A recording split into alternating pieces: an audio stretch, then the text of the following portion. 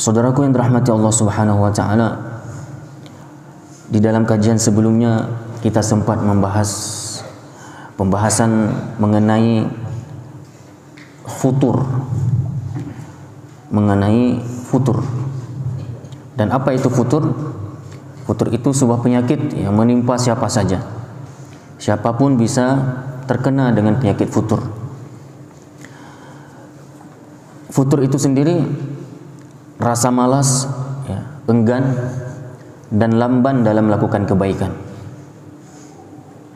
Yang mana sebelumnya seseorang itu rajin dan bersemangat dalam melakukannya. Futur adalah penyakit yang sering menyerang seseorang, baik itu sebagai ahli ibadah, para dai bahkan dalam berdakwah, dan juga mereka-mereka yang sedang menuntut ilmu. Dai bisa datang futur, sehingga datang malas dalam dia berdakwah. Tidak begitu semangat di saat dia menyampaikan kajian, menyampaikan nasihat-nasihat. Bahkan di antara para dai ada yang berhenti dari berdakwah karena futur ini. Futur bisa datang juga karena hatinya yang condong kepada urusan-urusan duniawi, sehingga di antara ahli ibadah yang sebelumnya rajin beribadah, dia nekat meninggalkan ibadah yang telah dia lakukan secara rutin, secara kontinu. Semangat dia ke masjid, tiba-tiba lama dia nggak ke masjid. Bukan hanya tidak ke masjid, terkadang kalau futurnya sudah tingkat tinggi, bahkan dia nekat meninggalkan sholat itu sendiri. Dia tidak melakukan sama sekali. Bukan hanya yang wajib saja, bukan hanya yang sunnah dia tinggalkan. Kalau sudah futur tingkat tinggi, dia sampai berani meninggalkan sholat 5 waktu. Penuntut ilmu juga seperti itu. Yang sebelumnya dia semangat mendengar kajian, menyimak, menulis setiap pelajaran. Kemudian dia mulai memurojaah dengan semangat setelah kajian itu selesai. Dia berusaha untuk memahami setiap apa yang disampaikan oleh para asatidhahnya, para ustadznya. Kemudian dia menghafal, bergadang di tengah malam, kadang untuk supaya ilmu itu bisa lengket. Yang intinya dia sangat bersemangat untuk mendapatkan ilmu itu. Dia suka bertanya tentang sesuatu perihal agama, saking semangatnya dia dalam belajar.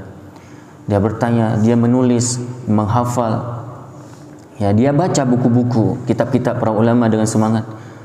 Namun ketika penyakit futur ini datang, membuat dia nantinya meninggalkan ilmu itu sendiri. Dia malas dalam membaca. Itu ciri-ciri seseorang sudah mulai datang futur dalam thalabul ilmi, sudah mulai malas menulis, tidak lagi terdorong untuk menghafal setiap dalil-dalil yang dia simak, telah dia dengar dari Al-Quran dan Sunnah. Kemudian sudah mulai dia malas bertanya, mulai dia malas menghadiri kajian-kajian keislaman. Dia tinggalkan murojaah ilmu yang telah dia dapati dari para asatidhahnya. Ini kalau sudah datang futur seperti itu. Jadi futur bisa menimpa, bisa datang kepada ahli ibadah yang sebelumnya dia adalah rajin ibadah, namun dia kemudian malas, enggan melakukannya. Kemudian futur juga bisa datang kepada para dai yang sehingga mereka bermalas-malasan dalam berdakwah. Kemudian yang seterusnya bisa juga datang kepada penuntut ilmu, dan bisa saja datang ke siapapun. Bisa datang kepada siapapun. Maka hati-hati sangat dengan penyakit futur ini.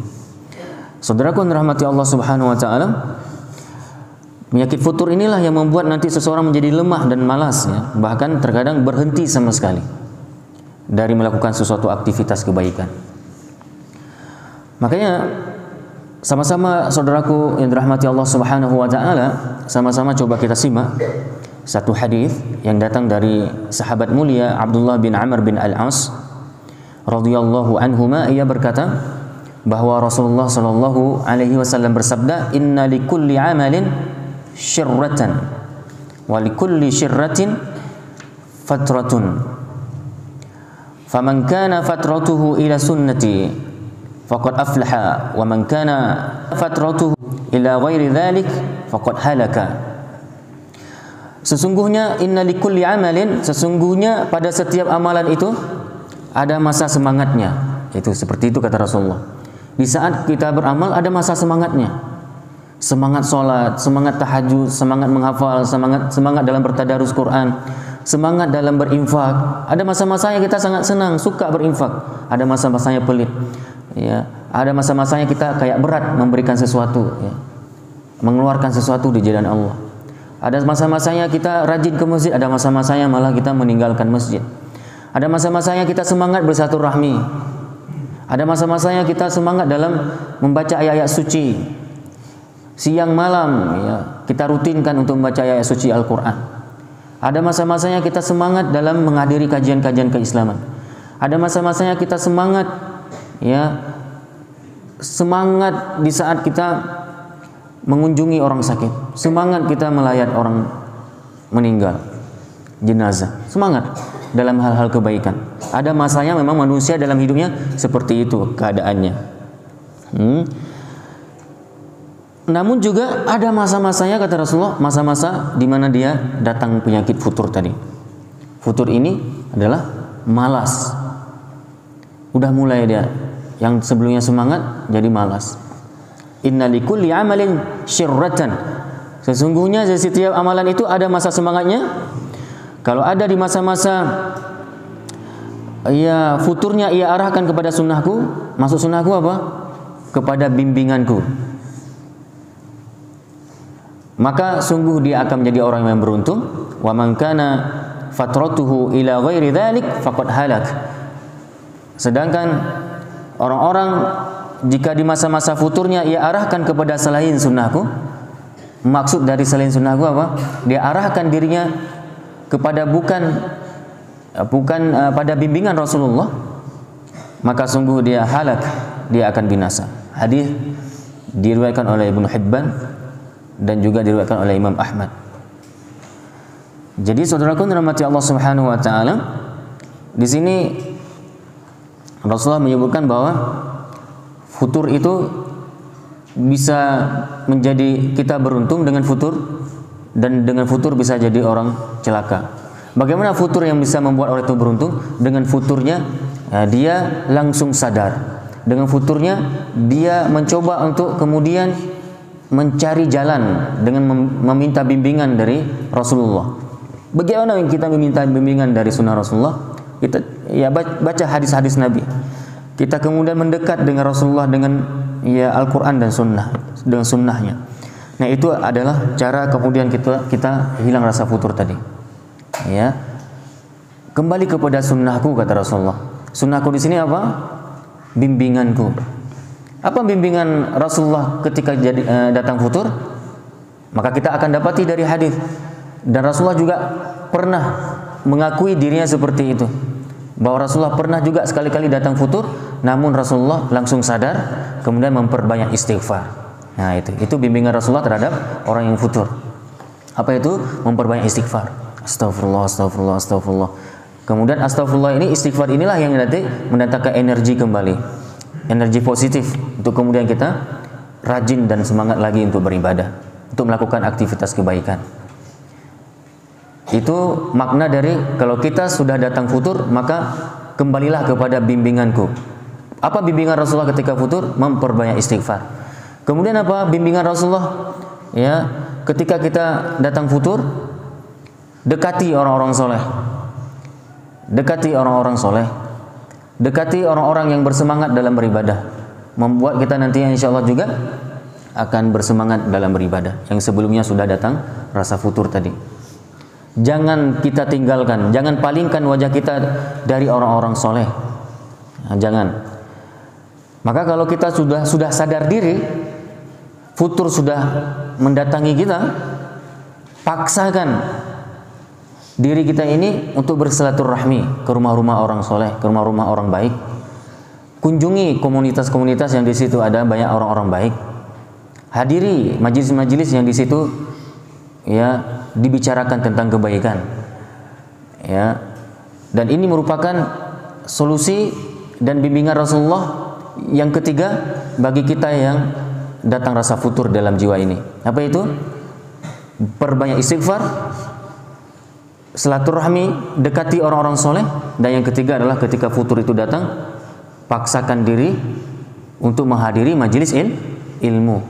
Paksakan diri untuk menghadiri majelis kajian-kajian keislaman. Kenapa? Di dalam kajianlah nanti kita akan disemangatkan kembali. Di dalam kajianlah kita nanti akan disiram rohani kita, dibersihkan, diobati futur tadi, sehingga membuat kita setelah pengajian mulai datang energi baru. Namun ketika futur itu datang, istighfar jarang, ya, kemudian malas, kemudian kita berteman dengan orang-orang soleh, pengajian pun kita tinggalkan. Nah, ini bisa membuat futur ini akan berlama dalam jiwa kita. Na'udzubillah, kalau futur itu bertahan sampai kita dicabut nyawa oleh Allah Subhanahu wa taala, meninggallah kita dalam su'ul khotimah. Fa na'udzubillahi min dzalik. Kita berlindung dari futur tersebut. Saudaraku yang dirahmati Allah Subhanahu wa taala. Namun Rasulullah juga melanjutkan, barang siapa yang di saat futur itu datang dia malah meninggalkan bimbinganku, maka pasti, apa kata Rasulullah, dia pasti celaka. Kalau orang-orang yang ketika futur datang dia memperbanyak istighfar, ketika futur datang dia kunjungi orang-orang baik, kemudian dia hadiri majelis-majelis ilmu, maka dia beruntung. Dan biasanya orang kalau sudah datang futur kemudian dia mengikuti bimbingan Rasulullah seperti yang telah kami jelaskan tadi, dia memperbanyak istighfar, memperbanyak zikir, kemudian dia kunjungi orang-orang baik, dia silaturahmi ke rumah-rumah orang soleh, kemudian dia hadiri majelis-majelis ilmu.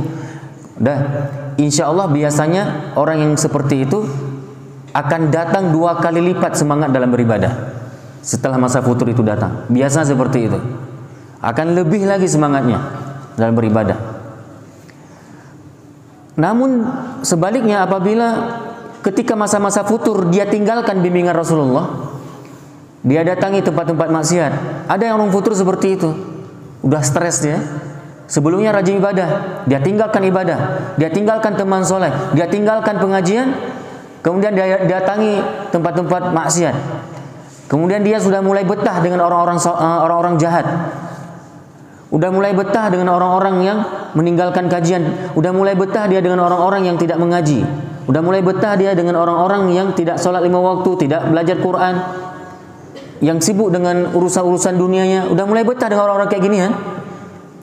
Lama dia dengan keadaan seperti itu sampai datang kematian menjemputnya, maka apa kata Rasulullah? Faqad halaka, maka sungguh orang ini akan celaka.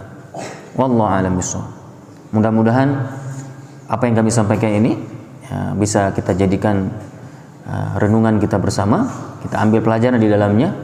Ya, mudah-mudahan juga Allah lindungi kita dari penyakit futur ini. Dan semoga Allah hadirkan jiwa ini, yang mana jiwa yang selalu semangat sampai kita kembali kepada Allah, ya, semangat dalam melakukan aktivitas kebaikan, sehingga kita meninggal nanti suatu saat ya dalam keadaan husnul khatimah. Subhanakallahumma bihamdika asyhadu an la ilaha illa anta astaghfiruka wa atubu ilaik. Wassalamualaikum warahmatullahi wabarakatuh.